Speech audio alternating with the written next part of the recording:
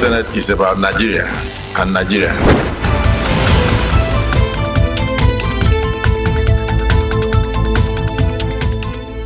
This is Inside the Senate, a program of the National Assembly that brings you details of the activities of the Senate and Senators of the Federal Republic of Nigeria. I am Hadiza Bayero Aliyu. Last week, the Tertiary Education Trust Fund Committee went on an oversight visit to some of the agencies under its purview. Details of the visit will be brought to you in the course of our program. We shall also bring you reports of committee activities in the Senate wing as various stakeholders were engaged by the lawmakers to discuss two bills. All of this when I return after the break with the full package. Then go away. Promote the unity, happiness, and prosperity of Nigeria. The Defense Industries Corporation of Nigeria Act, Repeal and Reenactment Bill 2023. And this act should be supported by all. There are issues that we must use this opportunity to critically address. We accord this motion the urgency and the necessity it requires. I rise the second motion. The ayes have it.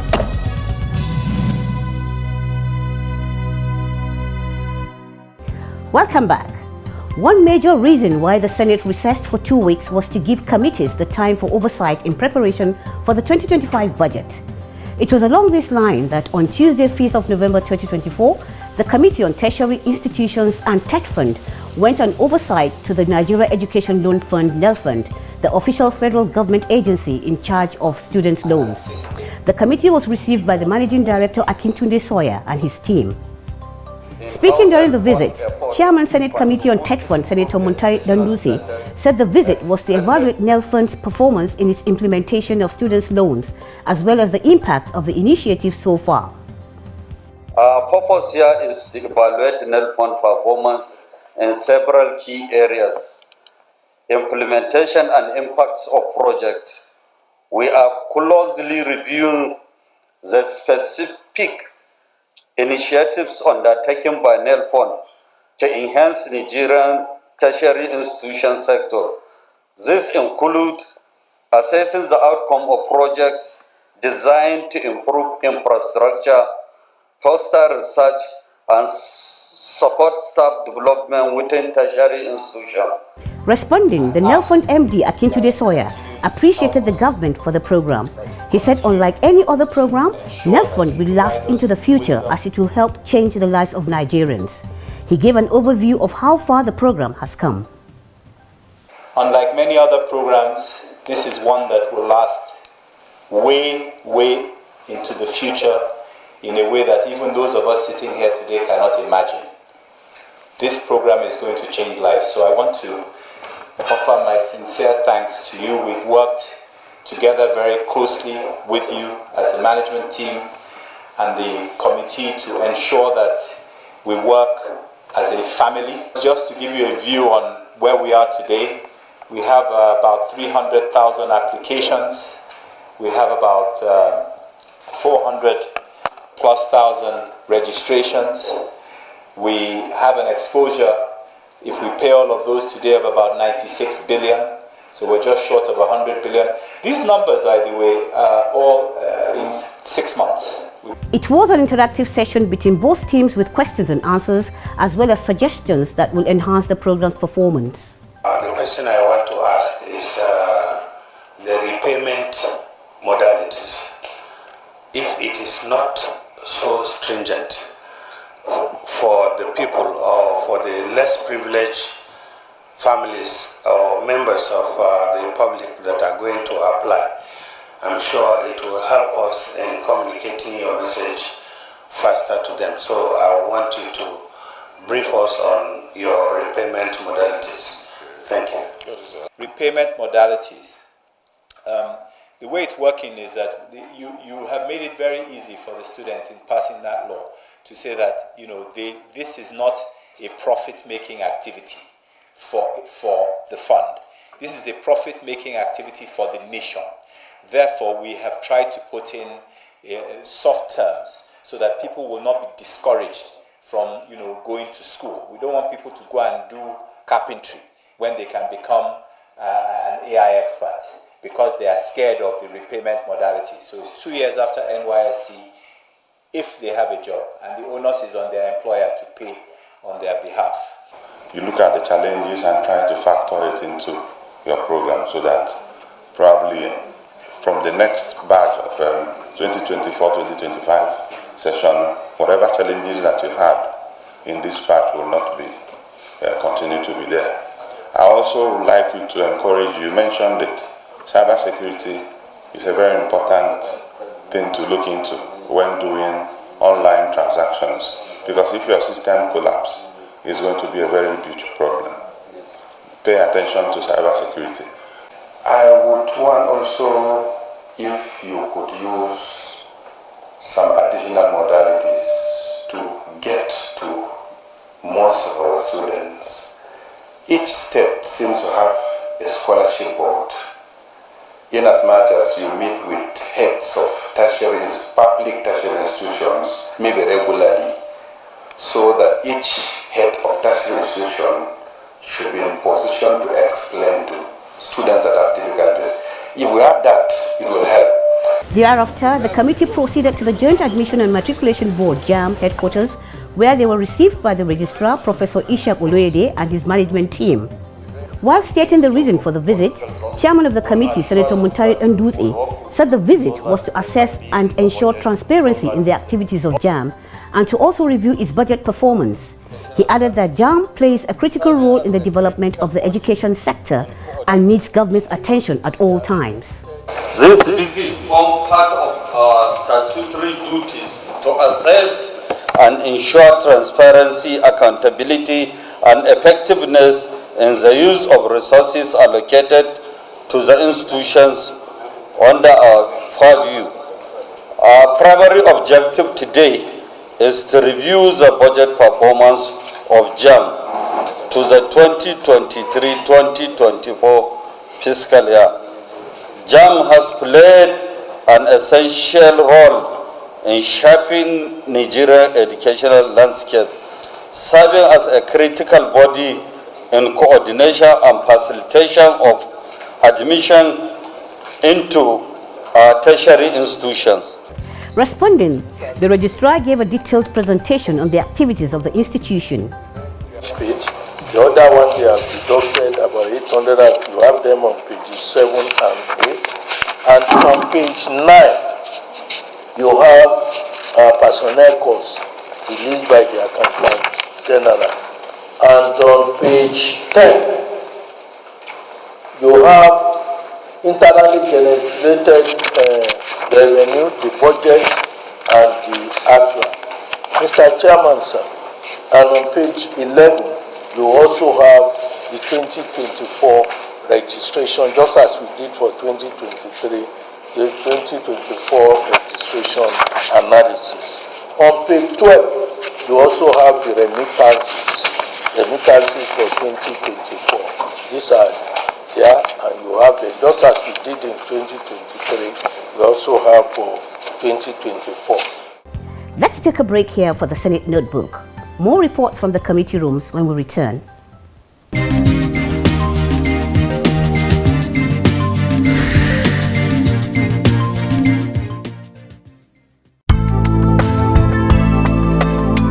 A public hearing is an interactive session organized by legislative committees on any subject matter for the purpose of sharing ideas, x-raying issues, and resolving conflicts around the subject matter.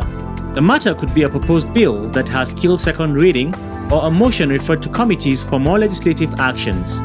Interested members of the public, along with the stakeholders, may participate in the public hearings, at the end of which reports are compiled by the committees and submitted to the Senate for necessary action.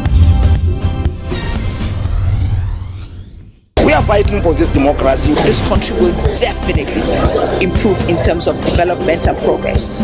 Nigerians deserve better living. What is the team and the legislature, they are going to put in their best for a better Nigeria. Thanks for staying tuned to the program Inside the Senate, a program that brings you updates on activities of the Nigerian Senate. Earlier on, we brought you details from the oversight tour of the committee on TED Fund. We will now move on to reports of other committee activities as the Senate continues on the recess. One of the committees that met with stakeholders is the Committee on Science and Technology. The subject matter was the Project Development Agency Enugu Establishment Bill 2024. Let's get details of the deliberations alongside other stories in our next report presented from our studio. Speaking at the event, Chairman of the committee, Senator Abbas Aminu, said the bill under consideration does not create a new agency, but seeks to give legal backing to the existing agency and expand its scope of coverage. The bill is therefore not intended to create a new agency, but to repeal Section 1, Sub 1 of the National Science and Technology Development Agency Decree number 5 and provide an act of Parliament to their 53-year-old institution. This bill is an independent law to make a comprehensive provision for effective administration of the Project Development Institute. The Institute scope of coverage will also be expanded by the passage of this bill through liaising with the relevant establishment within and outside Nigeria, and by becoming a corporate member of the national and international engineering or scientific bodies and affiliations. Again, the geographical spread of the Institute will also be enhanced by the passage of this bill. And when I saw a nation that just came out of war. Also speaking at the event, Senator Patrick Ndubweze gave reasons why he sponsored the PRODA bill. When I learned that even the act establishing this PRODA is no more in our law books, then the reason, the agitation to give this PRODA establishing law, giving it a teeth to bite, became so obvious. I am looking at it that in Nigeria, we should look inwards. There are certain agencies that will help this country move forward. We should give all of them teeth to bite. We should support them. We should encourage them. Stakeholders shared their thoughts on the bill, with most of them supporting the general principles behind the establishment of the agency, while others raised some concern. I have to commend the sponsor of the bill for deeming it fit to have an act of the Parliament for the establishment of the Project Development Agency. Looking through it, we can see that the agency is actually an engineering-based institute, and so as the Nigerian Society of Engineers, we're in support of the bill seeking to repeal the decree and provide an act of Parliament for the establishment of the agency for optimal performance. We support the bill, but the only area we have comments is in section 27 and 28.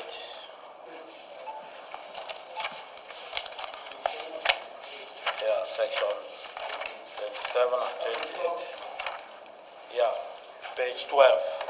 Yeah, it's just to look into the issue of exemption from income tax, so that at the end of the day, the bill will not be challenged by Ministry of Finance. We have gone through the bill and then we made some observations, and there was it is therefore expected that observations and the amendment of you remove further clock that may make the. So our observations are the title. Look at the title.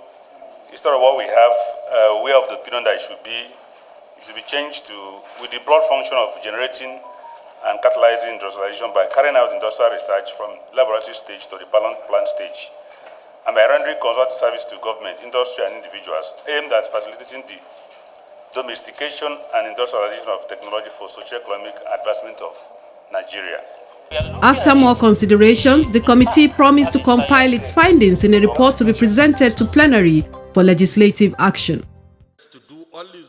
In another committee room, stakeholders from the education sector and Borno State, traditional rulers alongside other experts met at a public hearing on a bill for the establishment of Federal University of Agriculture and Entrepreneurship Bama, Borno State.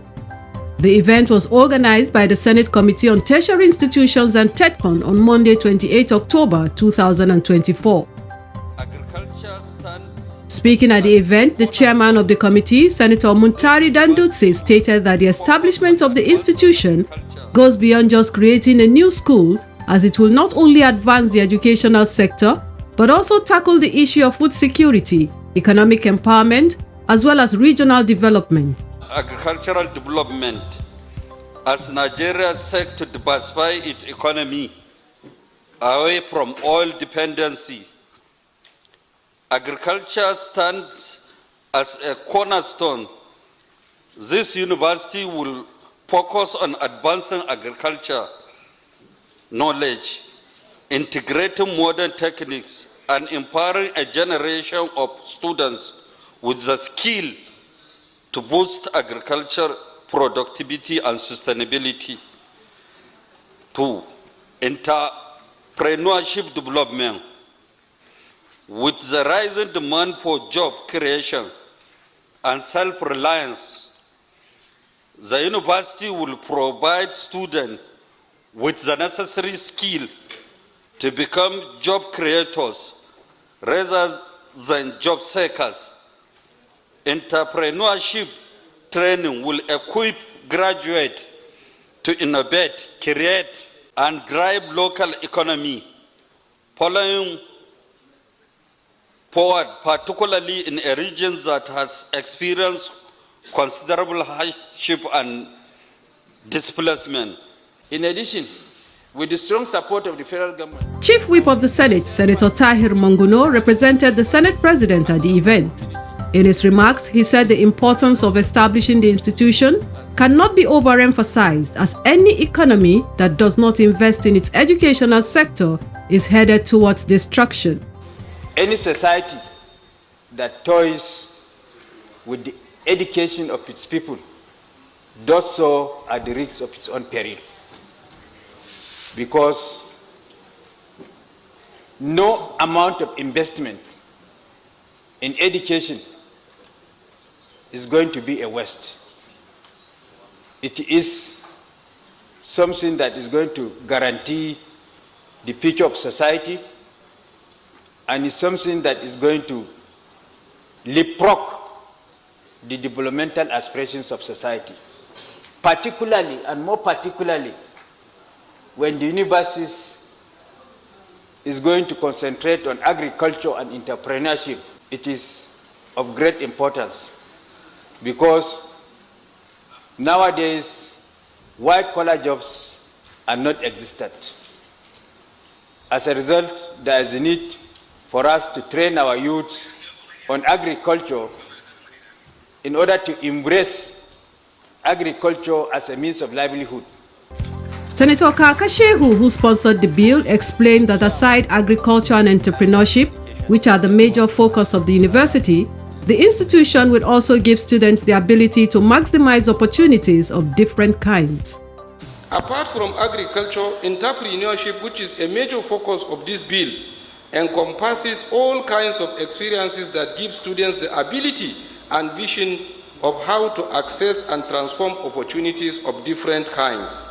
In essence, the proposed university, which focuses on agriculture and entrepreneurship, will provide a platform for youths to transform opportunities to business ventures and accordingly manage those ventures to become a medium for job creation for themselves and others. Mr. President, distinguished colleagues, esteemed participants, at this public hearing today, I wish to emphasize here the goal of entrepreneurship education is increasing the students' ability to anticipate and respond to societal changes. It creates a viable avenue through which students are equipped to employ their ability and capabilities for creativity. On this public hearing, and the Shehu of Bama, Dr. Umar Ibn Kyari, and the representative of the governor of Borno State, Right Honorable Abdullahi Musa Askira, both appreciated the lawmakers' efforts over the institution, while acknowledging that the bill was coming at the right time. This bill comes at the right time, at the right direction. Government and people of Borno State will give all the political will and the support for the full establishment of this university in Bama. On behalf of His Excellency the Governor of Borno State, once again, thank you very much, and thank you again, and we are very grateful for taking your time to be here.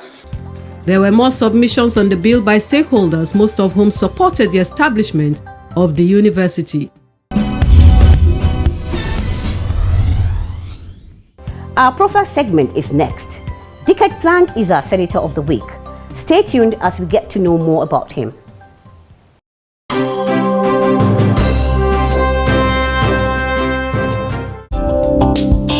Senator Dickert Satsoplang represents Plateau Central Senatorial District of Plateau State in the 10th Senate. He was elected on the platform of the All Progressives Congress APC. Senator Dickert Satsoplang was born on 12 November 1966 in Takas, Pangshing local government area of Plateau State. For his primary school education, he attended LGED Primary School, Takas from 1974 to 1980, where he obtained his first school leaving certificate, and Boys Secondary School, Gindiri, for his secondary school education. This was from 1980 to 1985, when he obtained his General Certificate of Education GCE O level. For his higher education, Senator Plang attended Abubakar Tafawa Balewa University, Bauchi, from 1987 to 1982, where he obtained a Bachelor of Technology Honours in Applied Physics. He also obtained a postgraduate diploma in Criminology and Peace Studies from the National Open University of Nigeria from 2013 to 2015, as well as a postgraduate diploma in Mining Engineering from the Nigerian Institute of Mining and Geosciences, JOS, in 2019. Senator Dickert Satsoplang began his professional career as a mathematics and physics teacher at Boys Secondary School, Gindiri, in 1989. Thereafter, he continued at Al Hassan Secondary School, Sharada, Kano. Between 1992 and 1993, he taught at Langkuk Memorial Secondary School, Pangshing, Plateau State, and Government Secondary School, Fier, Pangshing Local Government Area in 1999. From 1994 to 1995, he was a mathematics and physics teacher at Army Day Secondary School, Bukavu Barracks, Kano, Kano State, as a member of the National Youth Service Corps, NYSC. Senator Plang also worked as station manager, Cabo Air Limited, Aminu Kano Airport and Jeddah International Airport, Royal Kingdom of Saudi Arabia in 1996. Branch manager, Unity Life and Fire Insurance Company, Lagos, Jos Branch from 1997 to 1998, and educational sales representative, Northwest, for African Book Publishers Limited, Lagos from 1998 to 2002. Political positions held by Senator Dickert Satsoplang include Councillor representing Fier Ward in Pangshing Local Government Council, 1996 to 1997, Chairman Pangshing Local Government Council of Plateau State, 2002 to 2003, Personal Assistant to the Executive Governor of Plateau State, 2003 to 2004, Plateau State Coordinator of NAPEP, 2004 to 2007, Commissioner and Member of the Plateau State Executive Council, January to June 2007, Special Advisor on Intergovernmental Affairs to the Plateau State Government, May 2008 to 2011, and Member of Plateau State House of Assembly, representing Pangshing North Constituency, 2011 to 2015. Senator Dickert Satsoplang was elected into the Senate in the 2003 general elections to represent Plateau Central Senatorial District. He currently serves as the Chairman, Senate Committee on Labour and Employment. His legislative agenda includes agriculture, education and security, community development, and human rights.